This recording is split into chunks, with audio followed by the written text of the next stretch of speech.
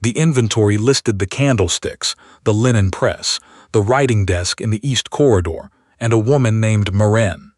She read the line 3 times, standing in the cold hallway of the solicitor's office, her gloves still on, her coat still buttoned.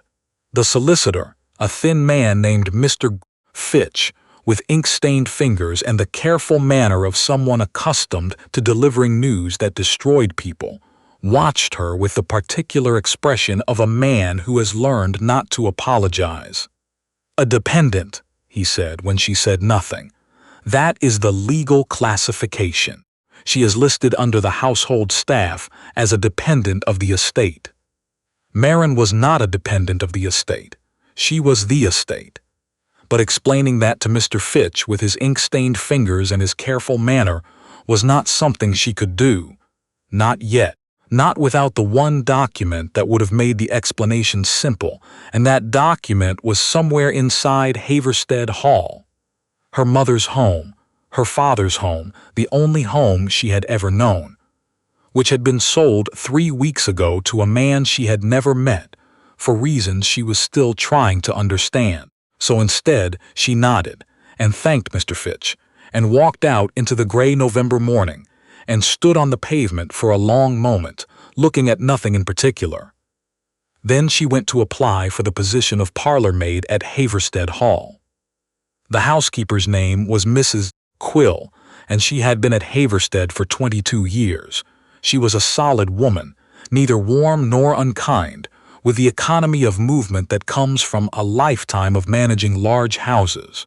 She looked at Maren the way she might look at a piece of furniture, not dismissively, but with the practical eye of someone assessing whether it would serve. "Previous experience?" she said. Maren gave her the name of a house she had actually lived in, rather than worked in, and the name of a woman who had died 4 years ago, and could not be contacted to contradict her. She kept her voice level and her hands still and her eyes at the middle distance, because she had learned in the past 3 weeks that the best way to be believed was to be unremarkable. Mrs. Quill looked at her for a long moment. "The new Duke arrives Friday," she said. "The house is to be prepared. You'll start tomorrow."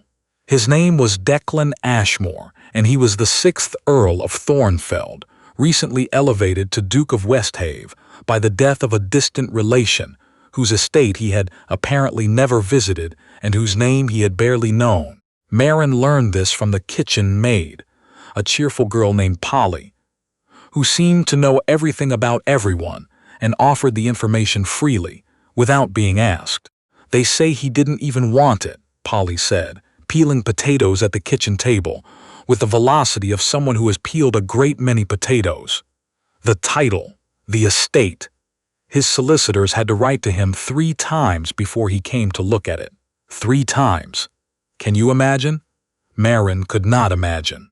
She was trying to imagine very little at the moment and thinking very precisely about the small room at the back of the house where her father's papers were kept, and whether those papers were still there, and whether the new Duke had thought to look through them. "What's he like?" she said. Polly shrugged. "Solicitors say he's sensible, not given to." She lowered her voice in the manner of someone quoting someone else. "Excessive sentiment or unnecessary expenditure. That could mean anything. It means he won't redecorate," Polly said, with the certainty of someone for whom redecorating was a matter of significant personal interest. "But it also means he probably won't put anyone out just for the sake of it." Which is something. It was, Maren supposed, something. He arrived on a Friday afternoon in a coach that was practical rather than elegant, with a single manservant and no advance retinue. Maren was on the upper landing when the carriage came up the drive, and she saw him step out and stand for a moment looking at the house the way people rarely looked at Havorstead, not with pride or satisfaction or the particular pleasure of ownership, but with the slightly troubled attention of someone trying to work out a problem. He was tall and dark and younger than she had expected. He had the kind of face that would have been handsome if it were not so consistently arranged in an expression of focused thought. Mrs. Quill lined up the staff in the entrance hall. Maren stood at the end of the row and kept her eyes forward. He walked the line with the courtesy of a man who had been raised to acknowledge servants without being taught to see them. He would not remember any of their names by morning. She was certain of that. Then he reached her and stopped. She felt, rather than saw, the pause. Just a fraction of a second. She kept her eyes at the middle distance. "What is your name?" he said. "Maren, your grace. How long have you been at Havorstead, Maren?" The question was polite, nothing more. She had prepared for it. "I am newly hired, your grace." He looked at her for one more moment, not rude, not searching, just the focused attention of a man who noticed things, and then moved on down the line. She let out a breath so carefully that no one heard it. The room at the back of the house was a small study that had been her father's private library. Lord Evander Crestwell, the late Duke of Westhave, had been a man of profound disorder in matters of personal organization, and his papers existed in a state of layered chaos that had always driven his solicitors to distraction. He had known where everything was. No one else did. Maren knew where everything was. The letter she needed was in the third drawer of the writing desk, beneath a map of the North Pasture and a receipt for a pair of hunting boots purchased in 1842. She had watched him put it there. She had been 16 years old, and he had shown it to her, the way a man shows something important to the only person he trusts, and he had said. She remembered this exactly, because she had replayed it many times in the past 3 weeks. "If anything should happen, this will speak for me." Nothing was supposed to happen for decades. He was 51 and in good health, and there was no reason at all, that she should have needed to remember where he put it. The problem was getting to the room. The Duke had taken the study as his own working space, which was reasonable, since it was the best lit room in the house and contained the most complete records of the estate. He spent his mornings there. He frequently sent for Mrs. Quill or the estate manager, a broad-shouldered man named Mr. Penrith, throughout the afternoon. He ate his supper late and returned to the study after. There was, in short, almost no hour in which the room was both empty and accessible. Maren cleaned it every morning at 7:30 before he came down. She moved through the space with the systematic attention of a woman who has something specific to find, and the discipline not to look for it too obviously. She dusted the shelves. She straightened the curtains. She looked at the desk from the corner of her eye. The third drawer was closed. It was always closed. She did not know if the letter was still in it. She had been at Havorstead for 9 days when he spoke to her directly for the first time since her arrival.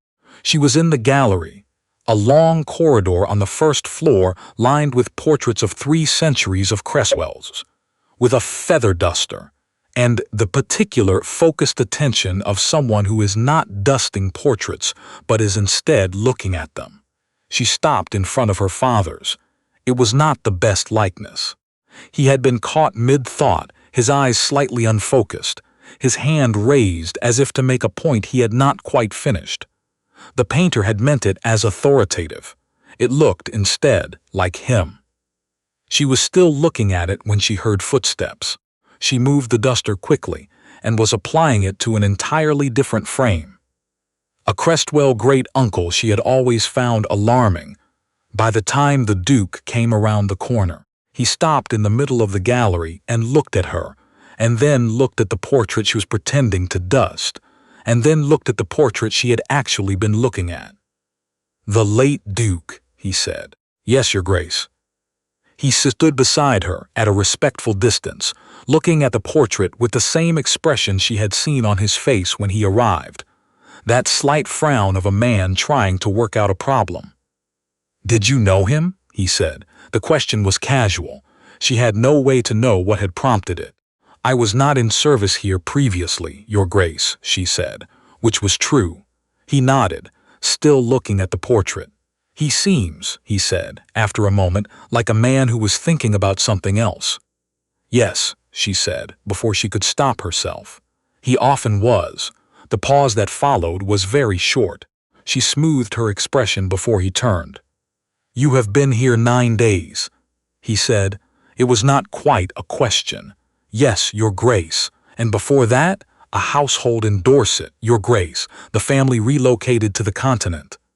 He looked at her steadily for a moment, not suspicious exactly, but the focused attention of a man who notices things.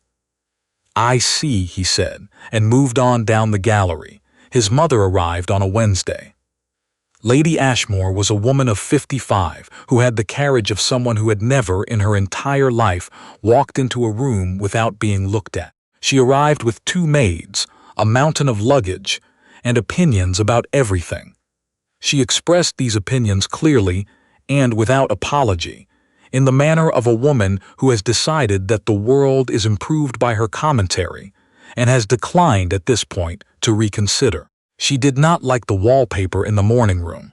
She considered the arrangement of the dining room furniture to be a statement of personal moral failure on the part of the previous Duke.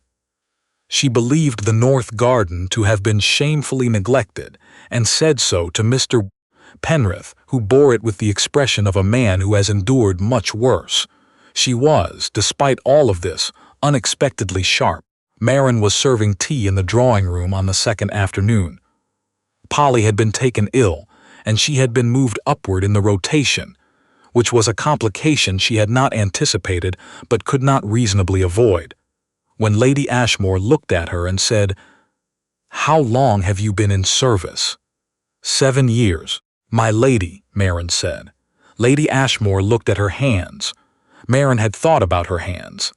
She had roughened them deliberately, over the past weeks, with cold water and outdoor work, but they were not the hands of a woman who had spent 7 years in service, and she knew it. You hold a tray, Lady Ashmore said, like someone who has been taught to hold a tray rather than someone who does it by habit. Maren said nothing. That is either very recent training, Lady Ashmore said, or training of a different kind. I was taught carefully, my lady, Maren said. Lady Ashmore looked at her for a moment longer, with the expression of a woman deciding whether to pursue something or let it go. She let it go.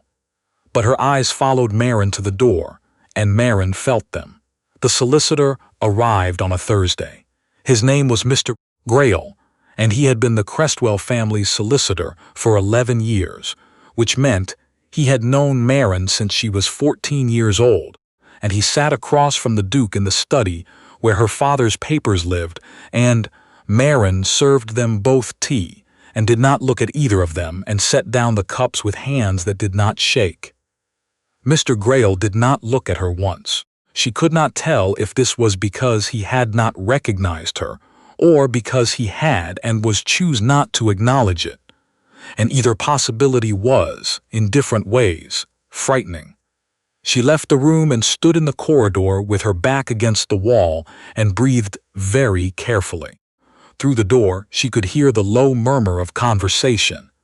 She could not make out words. She stood there until she heard the scrape of a chair, and then she moved on down the corridor at the pace of someone who had simply been passing. That evening, she heard from Polly that the solicitor had been discussing the matter of the estate's entailment, and that there was some question about a secondary claim, and that the Duke had seemed. Polly had gotten this from the footman who had poured the sherry, neither pleased nor particularly surprised, only very still, in the way of a man deciding what to do about something.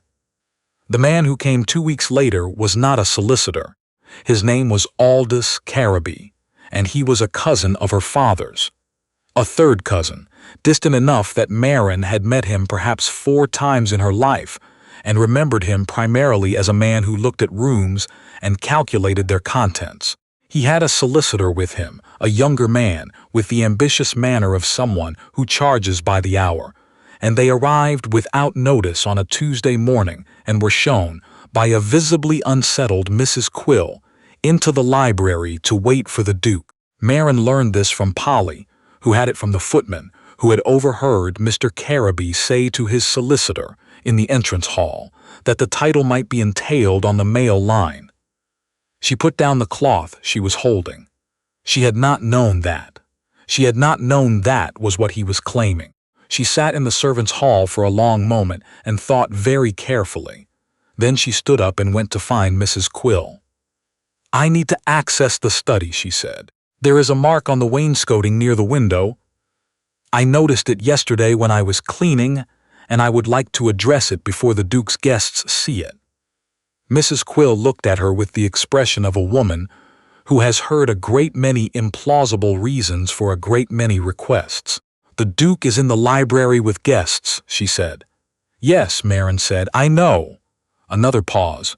Mrs. Quill was not a foolish woman. Maren was very aware of that. "The wainscoting can wait," Mrs. Quill said. "Do the silver." She got into the study that night. The house was quiet after 11. She had learned, over the past weeks, which floorboards announced themselves, and which did not, which hinges needed to be lifted slightly before they would turn without sound. She moved through the dark with the ease of someone who had grown up in these rooms, which was precisely what she was. The third drawer was not locked. She had not remembered whether it locked. She pulled it open with one hand, holding the candle with the other, and pushed aside the map of the north pasture. Still there, after everything, as if the house had simply been waiting for someone to remember it, and found the receipt for the hunting boots, and beneath it, folded in thirds and sealed with a wax seal that was now cracked but held, a letter addressed in her father's handwriting to no one in particular. "To whom it may concern," it began, "and particularly to any person of legal standing who may have cause to review the circumstances of my estate." She read it standing in the dark by candlelight, with her hand pressed flat to the desk to keep it from shaking. He had written it 3 months before he died. He had known, she understood now, that something was coming, that Carraby had been making inquiries, that there were questions about the entailment, that her position in the household would not survive his death without documentation. He had set it all down, her birth, which had been legitimate by every legal measure, but had been conducted quietly, away from London, with a registered minister and 2 witnesses whose names he included, her education, the decisions he had made about her upbringing and why, and at the end, in language that had the careful clarity of a man who knew it might be argued over, his wish that she be recognized as his lawful daughter and his heir to the extent that any portion of the estate could pass to a female line under the existing entailment. The letter would not give her Havorstead. She had understood that, even before she read it. The estate and the title had passed to the male heir, and that was law, and her father had known it. But it would give her a name, and it would make Carraby's claim to any secondary settlement, the personal assets, the investments, the small amount set aside in trust that Carraby's solicitor had apparently been sniffing around, considerably more difficult. She folded the letter carefully. She put it inside her dress, against her ribs. She put the map and the receipt back in the drawer exactly as she had found them. Then she turned around and found the Duke standing in the doorway. He was in his shirt sleeves, which meant he had not gone to bed yet, or had been up again. He was holding a lamp. He looked at her with an expression she could not immediately read, not anger, not alarm, something more complicated than either. "Maren," he said. "Your Grace." Her voice was level. She was extraordinarily grateful that it was level. He looked at the desk, and at her, and at the general position of her hand against her ribs where the letter sat. He was, she had already understood, a man who noticed things. "What is your full name?" he said. She had been dreading this question and preparing for it in equal measure for 3 weeks. "Maren Crestwell," she said. The silence that followed was very long. "The late Duke," he said, "had a daughter, yes, whose existence was apparently not," he paused, choosing the word carefully, widely known. My father preferred my upbringing to be quiet, she said. There were reasons. He looked at her for a long moment. He set the lamp down on the edge of the desk with the deliberateness of a man deciding something. What did you take from the drawer? He said. A letter, she said. Written by my father, addressed to no one in particular, concerning my circumstances. And you felt the need to take it tonight because Mr. Carraby's solicitor, she said, is going to argue that the personal trust should pass through the male line. And the letter establishes that I exist, which makes that argument considerably more complicated. Another silence. He looked at her with that focused attention that she had been carefully avoiding for 3 weeks, and she looked back at him because there was no longer any point in avoiding it. Why did you come back as a maid? He said. Because the solicitors were not returning my letters, she said. Because Mr. Hare arrived at the reading of the will with a gentleman from London who had clearly been briefed in advance. Because the letter was in this house and I had no other way to reach it. You could have told me. I had no reason to trust you. He was quiet for a moment. That is fair, he said, in the tone of someone who does not particularly like a thing, but acknowledges it. He picked up the lamp again. Come and sit down, he said. Not here, the library. I want to read the letter. She read it to him, because the handwriting was her father's and her father's handwriting required, at times, interpretation. She sat across from him at the library table with the letter flat between them, and she read it aloud in the quiet house, and he listened without interrupting. And when she finished, he sat for a moment looking at the letter. He was fond of you, he said. It was not a question. Something in her father's language made it obvious. Yes, she said. And your mother? She died when I was 4. I remember her only in the way you remember things from that age, impressions rather than memories. She was gentle. She smelled of lavender. He was quiet for a moment, and then he said, I am sorry for your loss.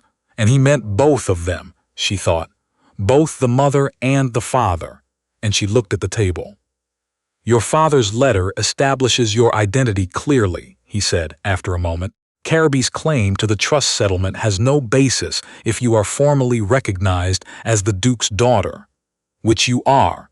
He was not recognized by society, she said. He kept my existence quiet. He had his reasons, I'm sure. Those reasons no longer apply.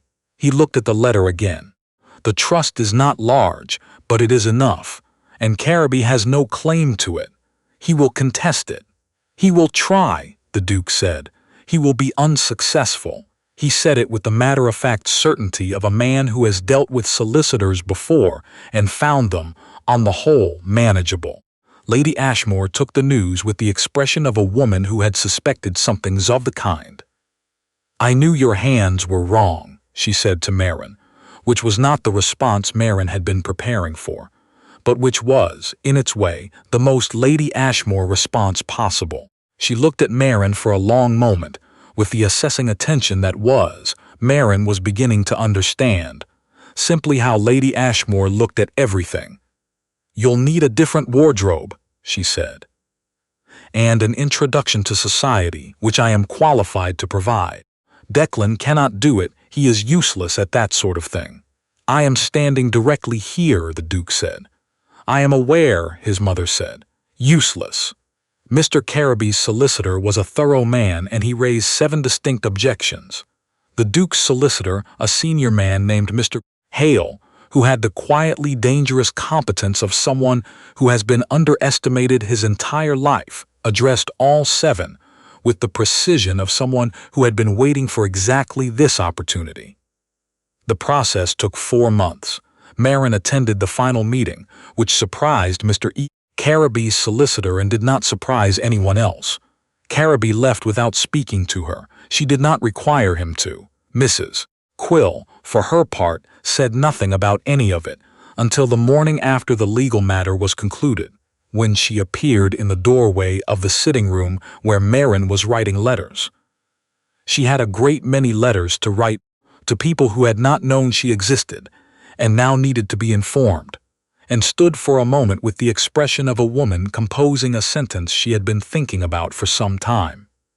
"You folded the dust cloths properly," Mrs. Quill said finally. "Most new girls don't."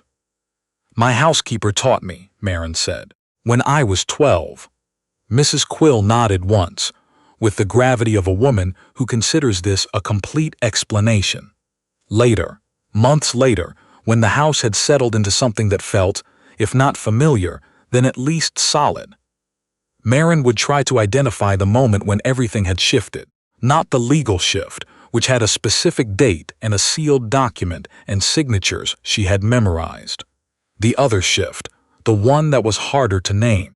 She thought it might have been the night in the library when he had said, "Come and sit down," and she had, and they had sat across from each other over her father's handwriting, while the house was quiet, and the lamp threw a circle of light that held them both, and she had thought, "He is a man who will listen." That had not been, in her experience, a thing she could take for granted. Or it might have been later, in the garden, when she was walking the north path that her father had always kept, and that had gone somewhat to seed during the contested months, and he had fallen into step beside her and said nothing for a while, and then said, "I am sorry it was sold." He should not have had to, and stopped, because he had apparently decided this was not his to say. "He was in debt," she said. "He did not tell me the extent of it. I think he did not want me to feel responsible." "You were not responsible." "No," she said, "but I would have felt it anyway." He had looked at her then. Not the focused working out a problem look, but something quieter, something that was almost recognition. As if he had understood something, as if something had been decided. She did not sell the north pasture. Lady Ashmore told her she was being sentimental. The estate manager agreed with Lady Ashmore. The Duke said it was her land and her decision, and left it there. She planted it with winter rye, which her father had always done, because he said it improved the soil. The letter was framed, eventually, and hung in the small study where it had spent 22 years in a drawer. This was Maren's idea. The Duke said it was a good one. Mrs. Quill said it made the room difficult to dust, but dusted around it without further complaint. The house stood, as it had always stood, at the end of the long drive behind the elms. It had a new name on the deed, and a new family learning its particular silences, its particular lights at certain times of day, its tendency to hold cold in the east corridor and warmth in the library long after the fires went out. Maren walked it every morning early, before anyone else was up, the way she had as a child, and had not stopped doing even when she was supposed to be a maid who had never been here before. Some things could not be performed convincingly. She had never quite managed to look at Havorstead as though it were a place she had come to, rather than a place she had come from. She had stopped trying.